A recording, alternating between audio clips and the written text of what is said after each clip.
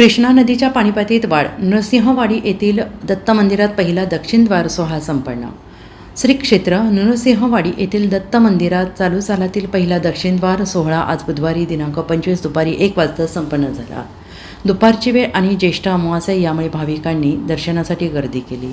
उसंत घेतलेल्या पावसाने कोल्हापूर, सांगली, सातारा जिल्ह्यात पुन्हा एकदा हजेरी लावल्यानं कृष्णा नदीच्या पाणीपातळीत पुन्हा वाढ झाली आणि आज दुपारी 1 वाजता चालू सालातील पहिला दक्षिण द्वार सोहळा संपन्न झाला. भाविकांनी दिगंबरा दिगंबरा आणि श्री गुरुदेव दत्त या गजरात दक्षिण द्वार सोहळ्यात स्नानाचा लाभ घेतला. भाविकांची गर्दी लक्षात घेता श्री नृसिंह सरस्वती स्वामी दत्त देव संस्थानमार्फत जादा सुरक्षा रक्षकांची नेमणूक केली. दरम्यान श्रींची उत्सवमूर्ती दर्शनासाठी परमपूज्य श्री नारायण स्वामी यांच्या मंदिरात ठेवण्यात आली. नृसिंहवाडी आणि औरवाडी यांना जोडणारा जुना पूल पाण्याखाली गेला आहे. श्री क्षेत्र नृसिंहवाडी येथील दत्त मंदिर पूर्वाभिमुख असून उत्तर बाजूने येणारा कृष्णा नदीचा प्रवाह येथील दत्त चरणांना स्पर्श करून दक्षिण द्वारातून बाहेर पडतो.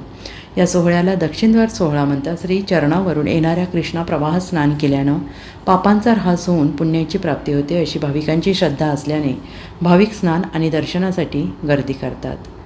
मी सलगर येऊन श्री गुंडेवाडी येतं आज दक्षिण सोहळा कार्यक्रमासाठी थोड्या वेळात दक्षिण सोहळा संपन्न होईल असं वाटते. त्याचा आम्ही आस्वाद घेण्यासाठी आम्ही सलगर तालुका मिरजून आलेलो आहे.